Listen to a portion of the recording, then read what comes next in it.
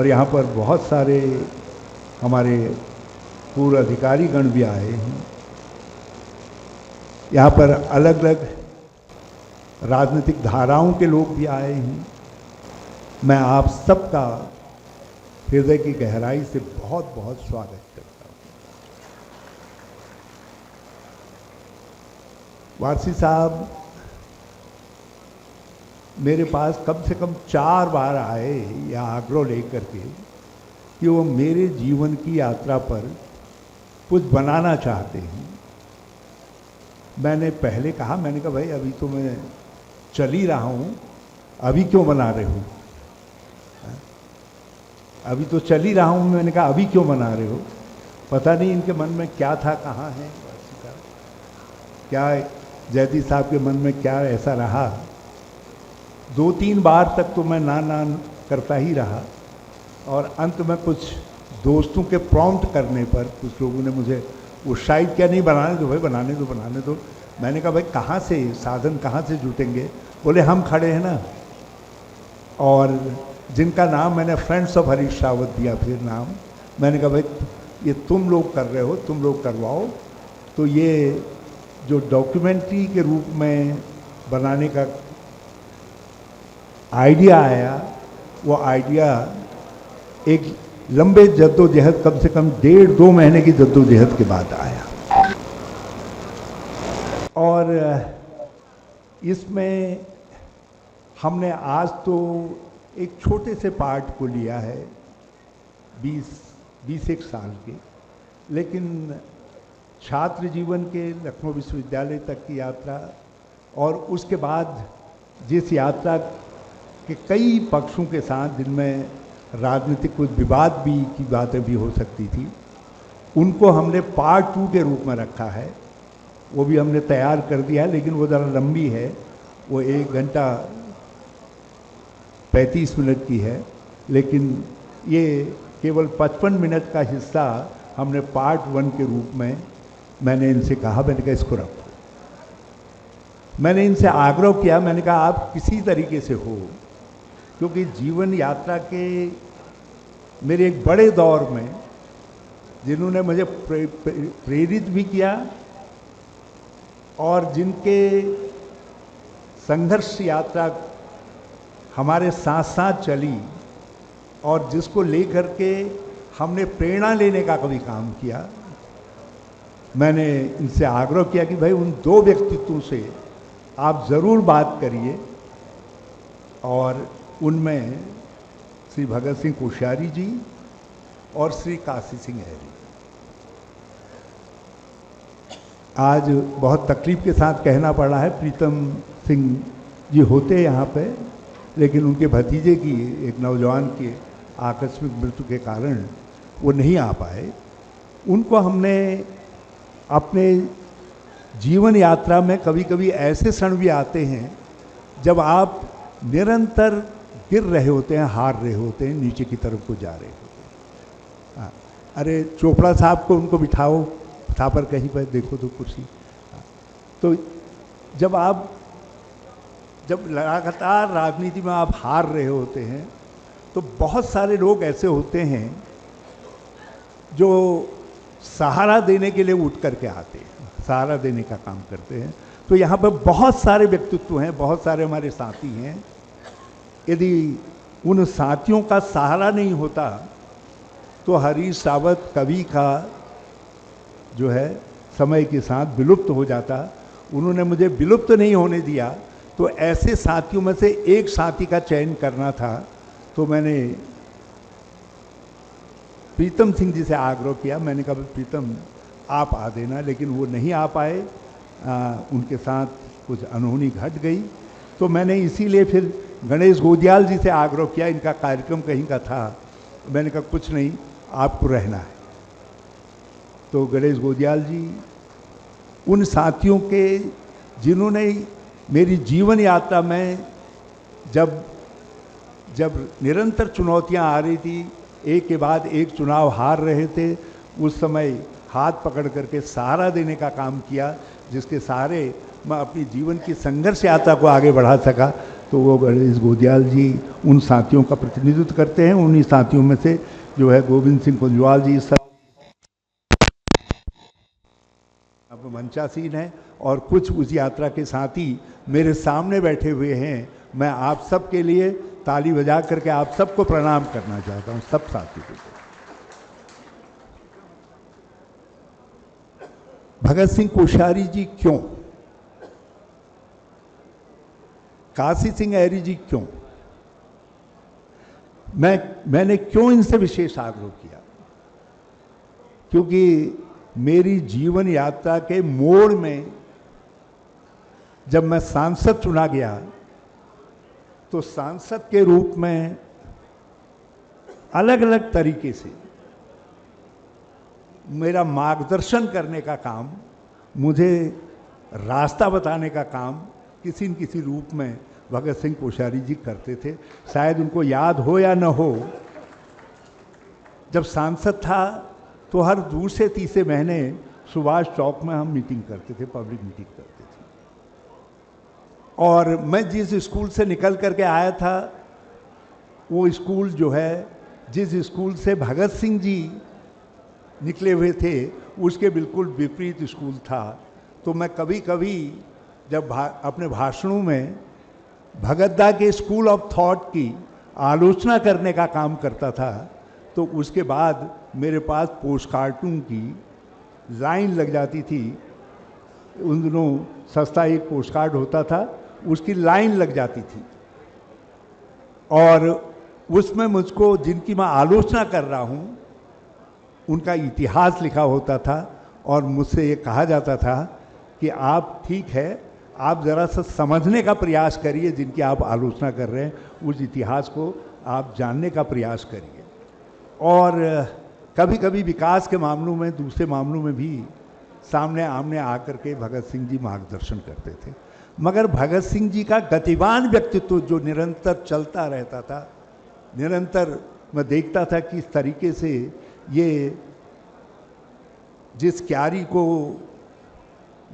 के पुष्प हैं, उस क्यारी में और पौधों को किस तरीके से जोड़ने का काम कर रहे हैं, अपने संगठन को किस तरीके से बनाने का काम कर रहे हैं। मैं इसको वॉच करता था, इसको देखता था, और सच मानिए तो मैं इनको अपने एक पहले गुरु के, दूसरे गुरु के रूप में, जिन्होंने मुझे कांग्रेस के अंदर दीक्षित किया, और इनको मैं दूसरे गुरु के रूप में देखता था। और भैया भैया भैया भैया भैया भैया माफ़ करो, आज ये जिंदाबाद को छोड़ दो, है, इसको बाद में कर लेंगे, इसका बाद मौका मिल जाएगा। ऐसे भी क्षण आए जब हम आमने सामने खड़े हुए, और ऐसे भी क्षण आए जिस समय होता है व्यक्ति को, जब मैं निरंतर चुनाव जीत रहा था, तो हो सकता है कुछ अहंकार आया हो, जनता ने सोचा हो कि इस अहंकार को जरा सा ठीक रास्ते पर लाने का काम करना है। तो भगत सिंह जी ने मुझको ठीक रास्ता दिखाने के लिए, ये 1991 में जिस समय राम लहर चल रही थी, उस समय के चुनाव में जिस तरीके से ये एक व्यक्ति को लेकर के आए और उसके चुनाव का संचालन करने का काम किया, उसने मेरे जीवन में जो है एक जो बड़ी चुनौती आई, वो उस हार के कारण आई, मगर उसके आर्किटेक्ट भी जो है भगत सिंह कोश्यारी जी थे। और देखिए कितना एक अजीब सा वो होता है। भगत सिंह कोश्यारी जी जब राज्य बना, तो राज्य बनने के बाद इस राज्य के अंदर, मैं आज भी इसको खुल करके, मुझे कोई कहने में इसमें संकोच नहीं है, बहुत कम राजनेता हैं जिन्होंने गाड़ भी देखी है, गधेरे भी देखे हैं और डांडे भी देखे हैं। बहुत कम लोग ऐसे हैं जिन्होंने तराई को भी बसते देखा, उसको इवॉल्व होते देखा, जिन्होंने भाबर को भी समझने का प्रयास किया। तो भाबर तराई से लेकर के, भाबर से लेकर के पहाड़ की कंदराओं तक को समझने वाले व्यक्तित्वों से एक व्यक्ति भगत सिंह कोश्यारी जी थे। और आज कभी कभी जब मैं विश्लेषण करता हूँ अपनी जीवन यात्रा में, तो प्रदेश कांग्रेस अध्यक्ष के रूप में किया तो मैंने अपने कर्तव्य का पालन, लेकिन राज्य को एक ऐसे व्यक्ति को मुख्यमंत्री के रूप में देखने से वंचित कर दिया जो उत्तराखंड और उत्तराखंडियत को गहराई से समझ सकता था, उसको आगे बढ़ाने का काम कर सकता था।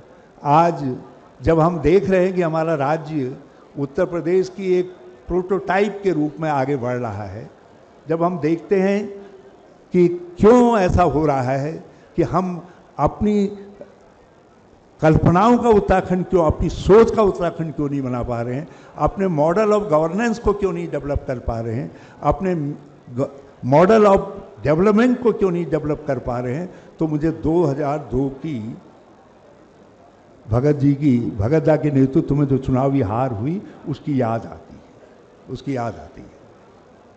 हो सकता है ये मुख्यमंत्री होते तो स्थितियां कुछ और होती, लेकिन उसी तरीके की स्थिति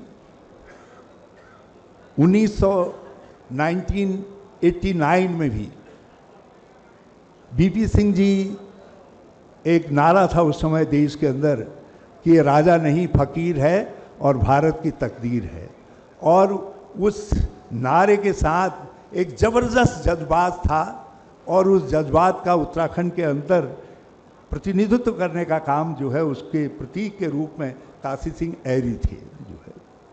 और काशी सिंह ऐरी उस समय इतने चुनौतीपूर्ण व्यक्तित्व थे कि इनके पीछे, इनके साथ जमाना खड़ा दिखाई देता था। और मैं आज सोचता हूँ कभी कभी अपने मन में कि यदि 1989 में ये चुनाव के अंदर मैं पराजित होता और काशी सिंह जी जीतते, तो हो सकता है उत्तराखंड के इतिहास में कुछ एक दूसरा मोड़ आया होता। लेकिन ये समय की परिधियां हैं, परीक्षाएं हैं, और इतनी चुनौतीपूर्ण स्थितियों में एक दूसरे के साथ एक ही क्षेत्र में राजनीति करने के बावजूद जो है हमारे मन में कभी किसी एक दूसरे के लिए कोई कटुता, किसी तरीके का वैमनस्य, किसी तरीके की वो नहीं रही। काशी सिंह उसी तरीके से मेरे लिए छोटे भाई के तौर पर रहे और मैं उनके लिए बड़े भाई के तौर पर रहा। और भगत सिंह जी सब कुछ करते हुए, मैंने कहा ना 1991 की चुनावी हार मेरे लिए बड़ी ज़बरदस्त थी, क्योंकि उस समय देश की राजनीति के अंदर, मैं पार्लियामेंट के अंदर जिस तरीके से गतिशील था, यदि वो चुनाव मैंने जीता होता तो मेरे जीवन के अंदर कुछ और मोड़ आया होता। लेकिन उस मोड़ को भगत दा की कृपा से वो मोड़ नहीं आ पाया, और मेरे प्रयासों से भगत दा जी के जीवन में वो मोड़ नहीं आ पाया जो है। ये जीवन को लाए थे और मैंने भी अपनी टांगों का इस्तेमाल किया और भगत दा के जीवन में वो मोड़ नहीं आ पाया। लेकिन इन सब के बावजूद भी हम आज भी महसूस करते हैं कि जिस सोच को, जिस समझ को इस धरती की भगत सिंह जी रखते हैं या काशी सिंह जी रखते हैं, वो राजनीति से अलग उसका अपने तरीके का महत्व है, हम प्रतिद्वंदी कल भी थे, आज भी हैं और कल भी बने रहेंगे। जीवन के जिस मोड़ तक भी रहेंगे, हम एक दूसरे के खिलाफ, एक दूसरे के सामने खड़े होंगे, वैचारिक रूप से खड़े होंगे। लेकिन व्यक्तिगत रूप से मैं दिल से कह रहा हूँ कि आप तो सब हमारे साथी सहयोगी हैं, आपने तो निरंतर हमारा साथ दिया है, इसलिए आपके प्रति आदर भाव तो स्वाभाविक है। लेकिन इनके प्रति मेरे मन में हमेशा वो आदर भाव बना रहेगा, क्योंकि मुझको तराशने के काम है। मुझे एक व्यक्ति के रूप में, एक राजनीतिक कार्यकर्ता के रूप में, एक सामाजिक कार्यकर्ता के रूप में तराशने में जो भगत दा की भूमिका है, जो काशी सिंह ऐरी जी की भूमिका है, मैंने इसीलिए जयदीप साहब से कहा, मैंने कहा भाई इसका विमोचन तो यदि लोकार्पण करना है तो उस लोकार्पण में भगत दा को और काशी सिंह जी को जरूर लाना है। मैंने कहा राजनीति से अलग हट करके लाना है, और आज वो अलग हट करके आए। इसलिए मैं अपने साथियों से, क्योंकि यहाँ बहुत बड़ी संख्या में हमारे साथी मौजूद हैं, मैं आप सबसे कहना चाहता हूँ ये दोनों को आप ताली बजा करके ज़रा सा धन्यवाद ज्ञापित करने का काम करें और इनके दीर्घ जीवन की कामना करें। तो मैं एक बार फिर इनका बहुत बहुत स्वागत करता हूँ, बहुत बहुत इनको धन्यवाद देता हूँ। मैंने ये पृष्ठभूमि आपको बता दी, बाकी आगे क्या होगा वो तो डॉक्यूमेंट्री जाने, लेकिन उससे आगे की डॉक्यूमेंट्री क्या होगी वो भी मैंने आपको बता दी। जो संघर्ष के अलग अलग मुकाम हैं उनको हम फिर से आपके सामने लेकर के आएंगे। और मैं जयदी को एक बात के लिए धन्यवाद देता हूं कि इन्होंने बड़ी मेहनत की मेरे साथ जो है, और मैं समझता हूं इसके बाद ये परंपरा आगे भी बढ़ती रहेगी। हम लोग जो है एक मिनट सब लोगों से मेरा आग्रह है कि आप सब लोग जो है फिर उसके बाद आगे का कार्यक्रम भगत जी सिंह जी का और काशी सिंह जी का और गणेश गोदियाल जी का संबोधन होगा, और अंत में कार्यक्रम के अंत में जब ये डॉक्यूमेंट्री दिखा दी जाएगी उसके बाद हमारे 2-3 साथी जिनमें प्रदीप टमटा जी और गोदियाल जी और सुरेंद्र सिंह जी सम्मिलित है, ये धन्यवाद ज्ञापित करेंगे। तो मैं आप सबसे आग्रह करना चाहता हूँ, हमारे बीच से एक ऐसे व्यक्तित्व चले गए जीवन में जिनको जो अजात शत्रु थे और जहाँ भी रहे उन्होंने एक शानदार भूमिका अदा करने का काम किया। सेना में भी शानदार थे, संसद में भी शानदार थे, केंद्रीय मंत्रिमंडल में भी शानदार थे और मुख्यमंत्री के रूप में भी शानदार थे, और एक गरिमापूर्ण तरीके से अपनी अंतिम यात्रा पर चले गए। ऐसे मेजर जनरल वीसी खंडूरी जी का जो निधन हुआ है, मैं आप सबसे आग्रह करना चाहता हूं कि 1 मिनट का सब लोग हमारे साथ मौन रखने की कृपा करें, और उसके बाद फिर भगत सिंह जी का और काशी सिंह जी का संबोधन हो।